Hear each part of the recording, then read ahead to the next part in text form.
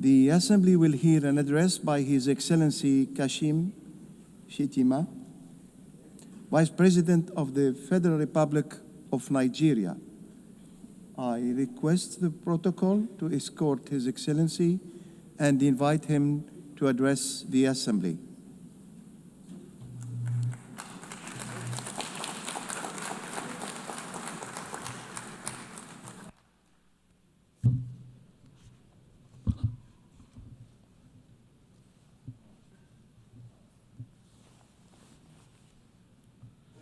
Madam President, Mr. Secretary General, Excellencies, Heads of State and Government, distinguished delegates. The chaos that shadows our world is a reminder that we cannot afford the luxury of inaction. We will have been consumed by our differences had there been no community such as this to remind us that we are one human family. Even in our darkest hours, we have refused to be broken. This community was born from the ashes of despair, a vehicle for order, and for the shared assurance that we could not afford to falter again. Our belief in this community is not a posture of moral superiority, but an undying faith in the redemption of humanity.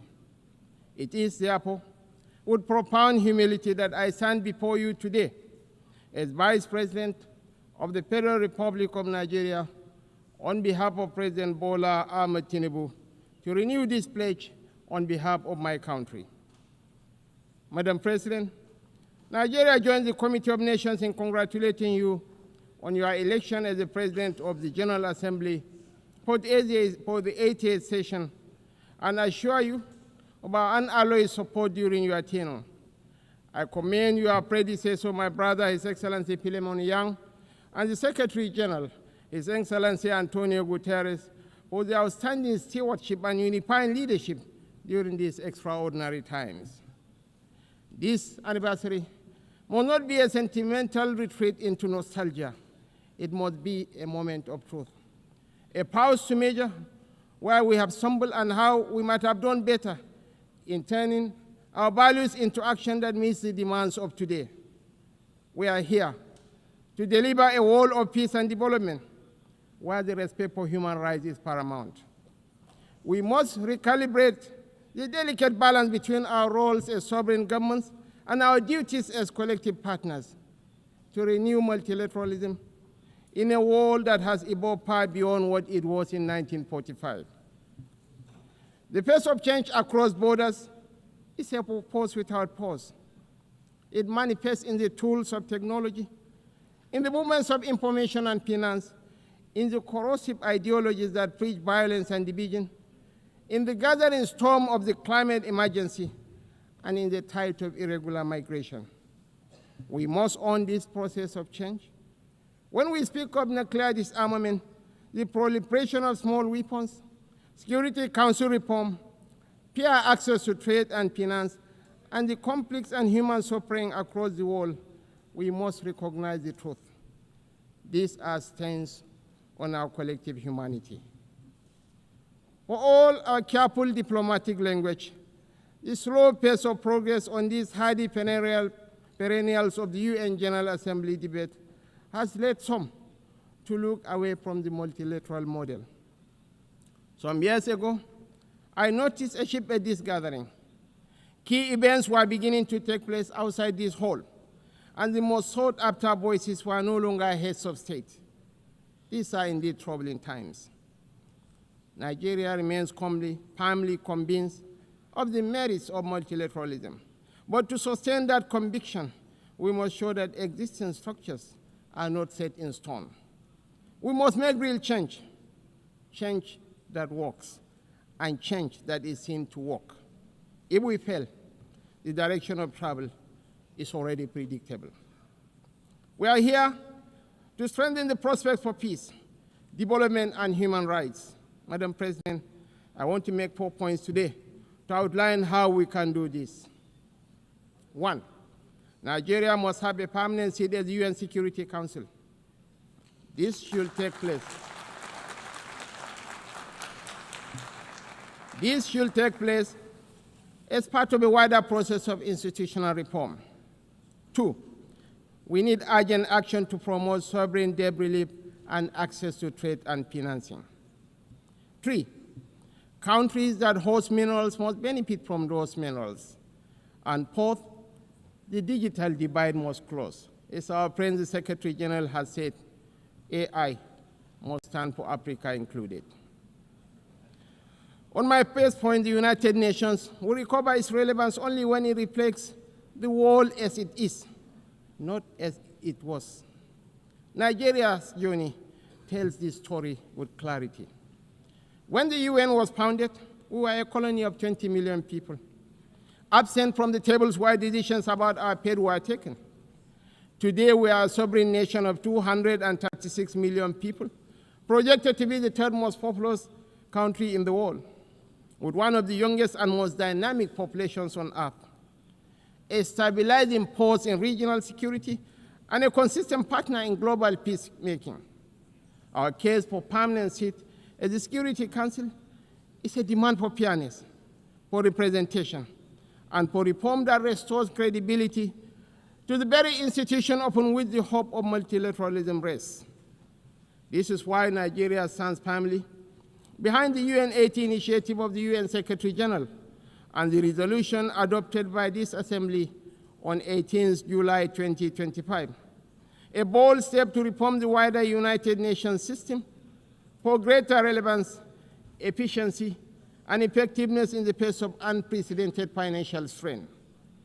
We support the drive to rationalize structures and end the duplication of responsibilities and programs so that this institution may speak with one voice and act with greater coherence. Madam President, Africa, none of us in this world can function peacefully in isolation. This is the heavy burden of sovereignty. Sovereignty is a covenant of shared responsibility, a recognition that our survival is bound to the survival of others. To live up to this charge, we must work hand in hand with our neighbors and partners. We must follow the trails of weapons, of money, and of people. For these forces, too often driven by faceless non-state actors, ignite the fires of conflict across our region. Madam President, Nigeria's soldiers and civilians carry a proud legacy. They have participated in 51 out of 60 United Nations peacekeeping operations since our independence in 1960. We have stood with our partners in Africa to resolve conflicts, and we continue that commitment today through the Multinational Joint Task Force. At home, we confront the scourge of insurgency with resolve. From this long and difficult struggle with violent extremism, one truth stands clear. Military tactics may win battles measured in months and years, but in wars that span generations, it is values and ideas that deliver the ultimate victory. We are despised by terrorists because we choose tolerance over tyranny. Their ambition is to divide us and to poison our humanity with a toxic rhetoric of hate. Our difference is the distance between shadow and light, between despair and hope, between the ruin of anarchy and the promise of order. We do not only fight wars, we pit and shelter the innocent victims of war.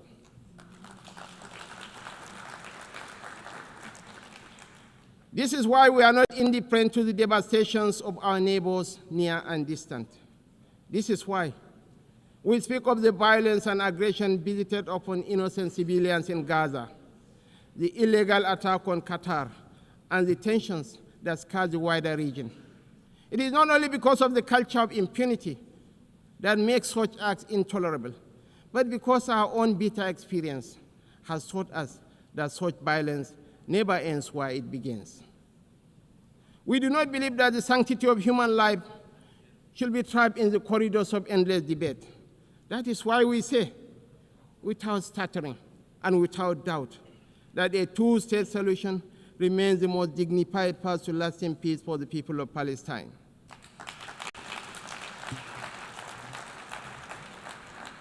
For too long, this community has borne the weight of moral conflict. For too long, we have been caught in the crossfire of violence that offends the conscience of humanity. We come not as partisans, but as peacemakers. We come as brothers and sisters of a shared wall, a wall that must never reduce the right to live into the currency of devious politics. The people of Palestine are not collateral damage in a civilization searching for order. They are human beings, equal in worth, entitled to the same freedoms and dignities that the rest of us take for granted. We want to make the choice crystal clear. Civilized values over fear. Civilized values over vengeance. Civilized values over bloodshed. We show the opportunities that peace brings, just as the extremists hope to drive apart rival communities and different religions. We work through multilateral platforms within the rule of law to build the consensus and support that makes this immensely difficult and dangerous task that much easier. This is how we deny our enemies the space they crave to fuel tension and despair.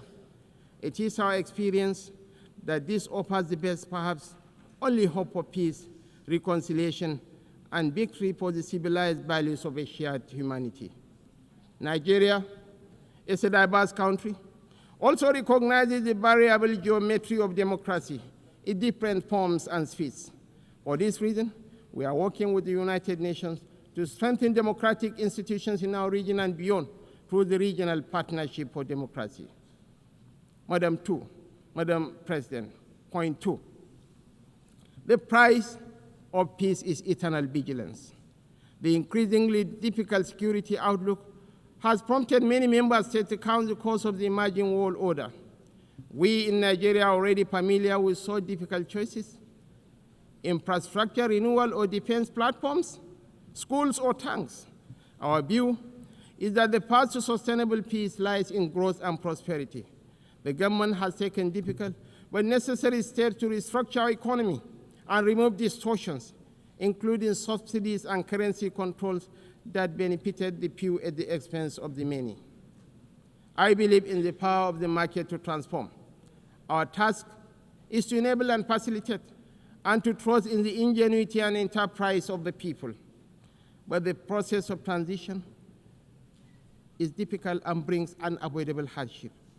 This year, we held the inaugural West African Economic Summit in Abuja to bring investors and opportunities together.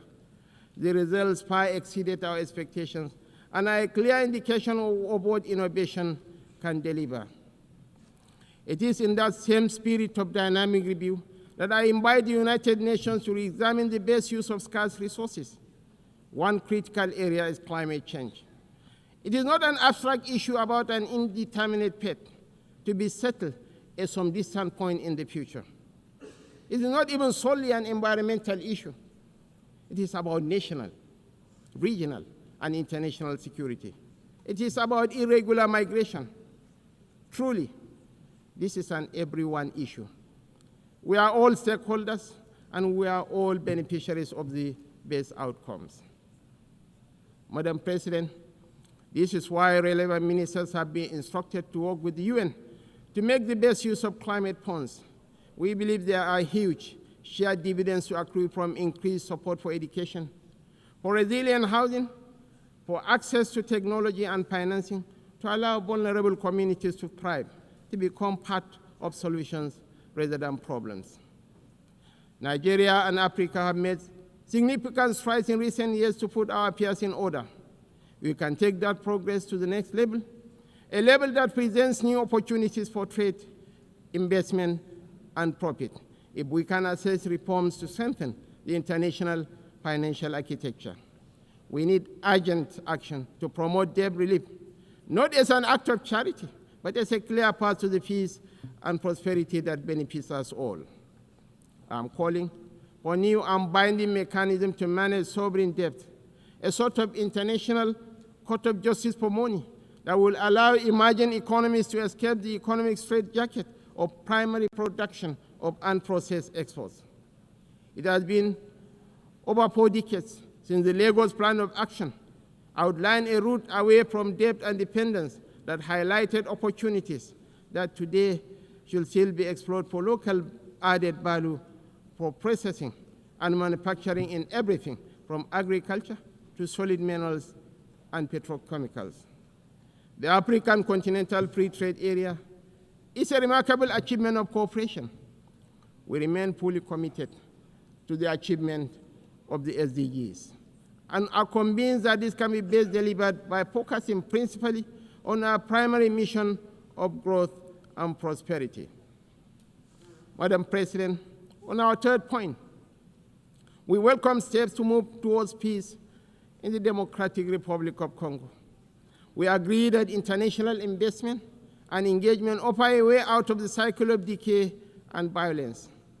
Access to strategic minerals from Sierra Leone in the 1990s and Sudan today has for too long been a source of conflict rather than prosperity. Africa, and I must include Nigeria, has in abundance the critical minerals that will derive and drive the technologies of the future.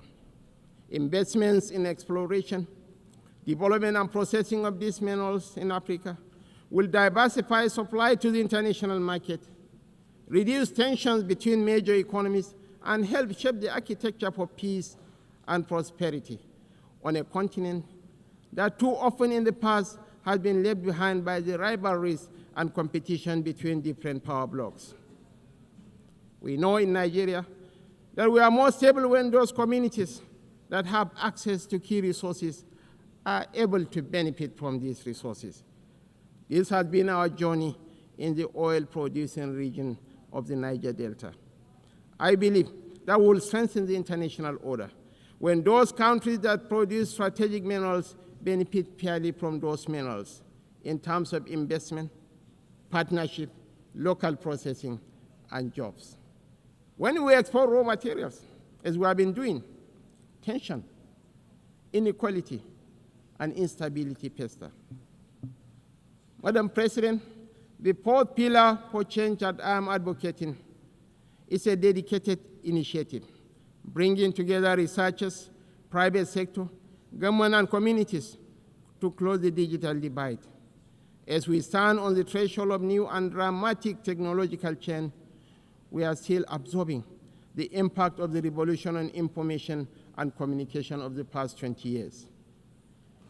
We understand better than we did the opportunities technology offers, as well as the safeguards we need to enable growth and mitigate the potential for corruption. Some worry about fake news. Truly, we have plenty of that, with the potential of devastating real-world consequences in countries rich and poor. I am more worried about an emerging generation that grows ever more cynical because it believes nothing and trusts less. As technology shakes up public administration, law, finance, conflict, and so much of the human condition, I'm calling for a new dialogue to ensure we promote the best of the opportunities that are arising and promote the level of access that allows emerging economies more quickly to close a wealth and knowledge gap that is in no one's interest.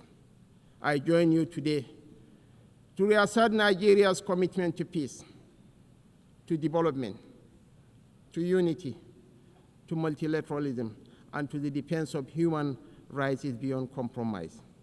For none of us is safe until all of us are safe.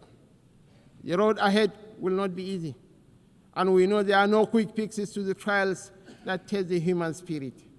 Yet history reminds us that bold action in pursuit of noble ideals has always defined the story of the United Nations. Time and again, we have found the wisdom to balance sovereign rights with collective responsibility. That balance is once again in question. But I believe, quite passionately, that a renewed commitment to multilateralism, not as a slogan, but as an article of faith, remains our surest path forward. Nigeria dedicates itself fully and without reservation to that noble cause. I thank you all for listening.